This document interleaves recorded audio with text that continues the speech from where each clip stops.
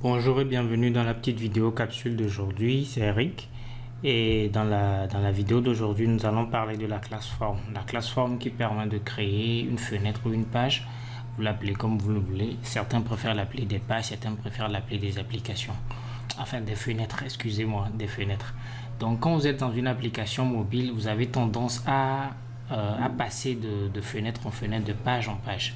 Du coup, sans page ou bien sans fenêtre, il n'y aura presque pas d'application parce que c'est sur les fenêtres en fait que vous allez placer vos composants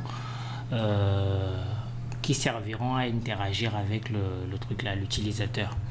Bien, nous allons aller très vite. Nous allons créer un nouveau projet Codename One.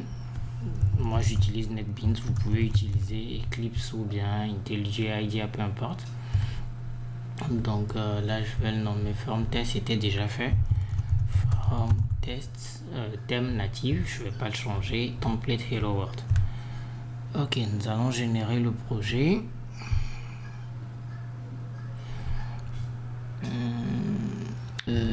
Ok.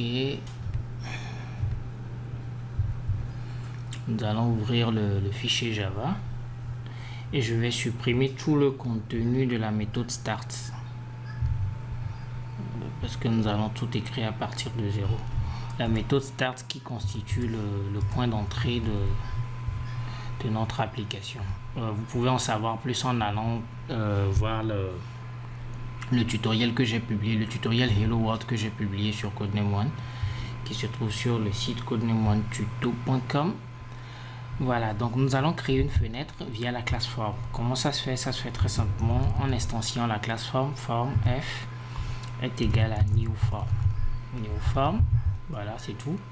Et nous pouvons l'afficher parce qu'une fois la fenêtre créée, il faut pouvoir l'afficher à l'écran f.show. Voilà. Là, il y a un petit souci parce que je n'ai pas mis le point virgule. Voilà, donc là déjà nous avons une fenêtre déjà prête à être affichée. Si nous exécutons ce code, nous ne verrons pas grand chose à l'écran. Je vais quand même l'exécuter, vous allez le voir. Bien, voilà à quoi ressemble notre application. Notre page est vide.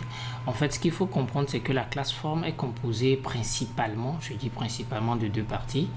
La zone de titre et la zone de contenu. Donc cette zone là en bas, c'est la zone, disons le corps de notre fenêtre en fait. C'est ici que vous allez placer tous les composants que vous voulez.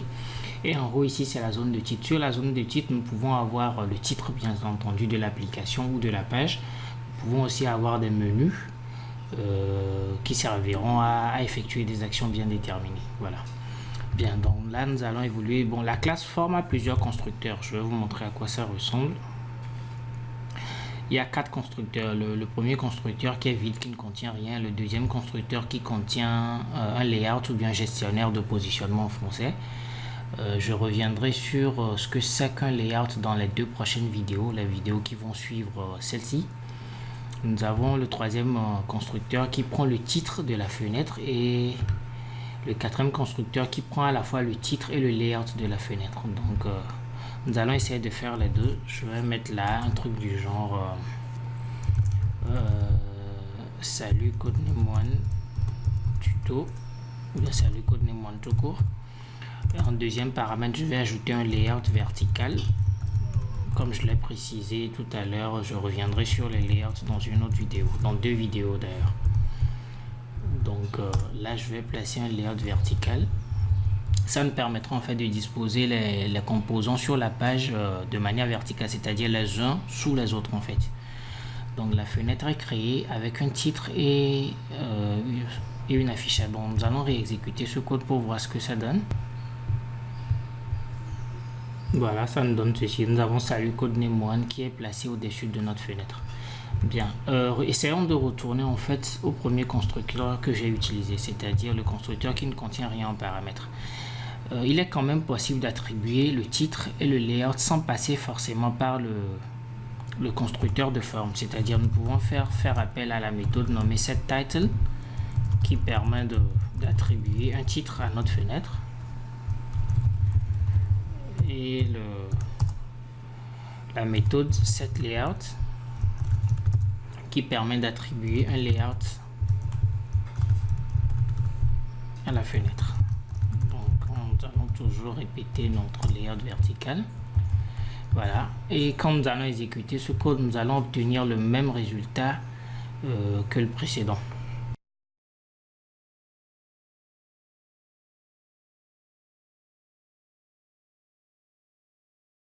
Ok, maintenant ce que je vais faire, c'est que je vais ajouter un bouton sur cette fenêtre.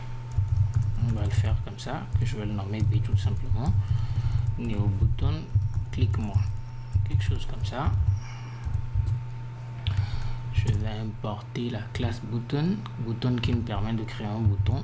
Il y aura une vidéo capsule aussi qui sera dédiée à ce composant. Donc nous allons gérer un listener par rapport à notre bouton.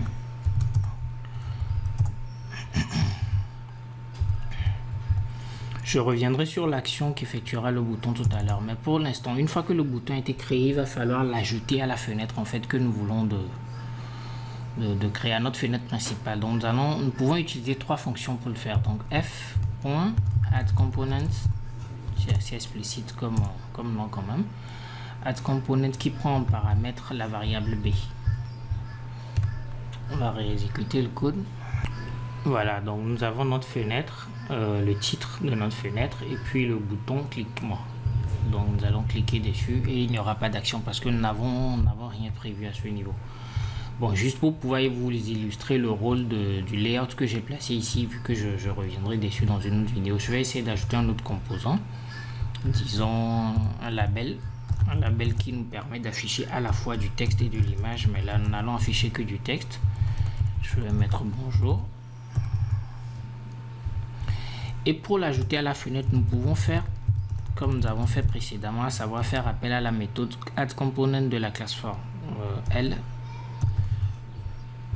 Voilà. Bien. Ce qu'il faut comprendre, c'est qu'il y a deux autres méthodes qui permettent aussi d'ajouter des composants à la fenêtre. Il s'agit de la méthode add et de la méthode addAll, qui sont juste des fonctions qui jouent le même rôle que addComponent avec quelques différences. Bon voilà, donc nous avons là le bouton clique-moi et le label bonjour qui sont alignés les uns sous les autres grâce au layout que nous avons choisi ici, c'est-à-dire le layout vertical. Bien, maintenant, il y a une autre manière de faire la même chose en fait. Nous aurons pu écrire tout simplement f.add pour ajouter les composants à notre fenêtre, ça marchera tout aussi bien. Nous pouvons même les enchaîner de cette manière, c'est-à-dire f.add.add L. Voilà. Cette notation n'est possible qu'avec la méthode add. Ce n'est pas possible avec la méthode la méthode addComponent parce que addComponent ne retourne rien, ça retourne un void, alors que la méthode add retourne en fait un container qui contient l'élément que vous avez déjà ajouté à la fenêtre. Du coup, c'est possible de faire cet enchaînement là et d'ajouter autant d'add que vous voulez. L'autre méthode encore plus simple, c'est d'utiliser la méthode addAll.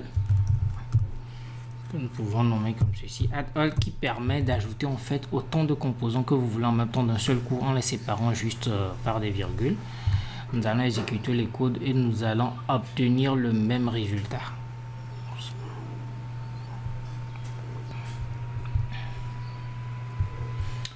Voilà, donc rien n'a changé. Bon, maintenant ce que nous allons faire, c'est que je vais vous montrer comment passer d'une fenêtre à une autre fenêtre. Donc je vais créer une petite fonction là maintenant. Et dans cette fonction, je vais créer un autre forme. Et quand nous cliquerons sur ce bouton, clique-moi, nous afficherons la seconde fenêtre. Et il y aura aussi un autre bouton sur la seconde fenêtre qui nous permettra de revenir à la première fenêtre. D'accord? Ok, donc on va y aller. Donc je vais nommer cette fonction private void affiche page 2. Voilà. Je vais juste essayer de copier le code là pour essayer d'aller plus vite, que je vais coller là.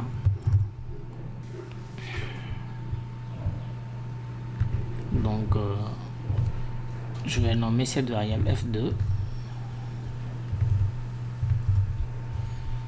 Voilà. Retour à la première fenêtre.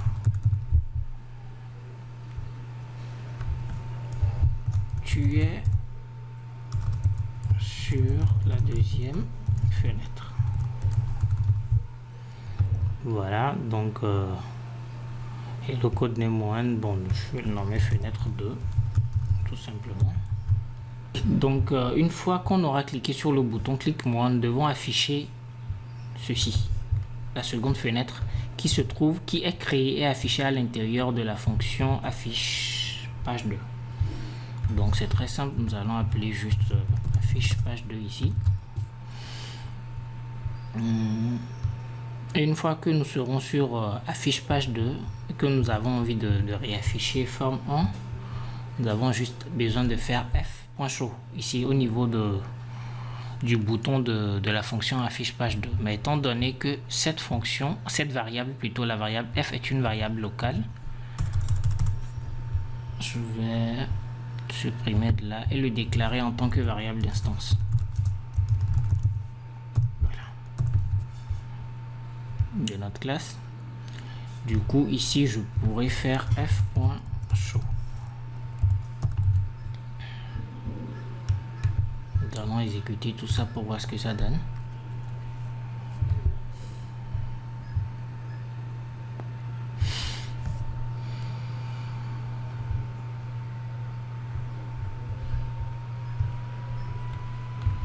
Nous allons cliquer sur ce bouton, voilà. Notre fenêtre 2 s'affiche. Retour à la première fenêtre, tu es sur la deuxième fenêtre. Nous allons cliquer à nouveau sur ce bouton pour retourner à la première fenêtre. Voilà. Donc, c'était tout ce qu'il y avait à savoir, en fait, du moins l'essentiel de ce qu'il y avait à savoir sur la création d'une fenêtre en codename 1 sur un form. L'affichage d'une seconde fenêtre masque automatiquement la fenêtre précédente qui était à l'écran, en fait. Voilà.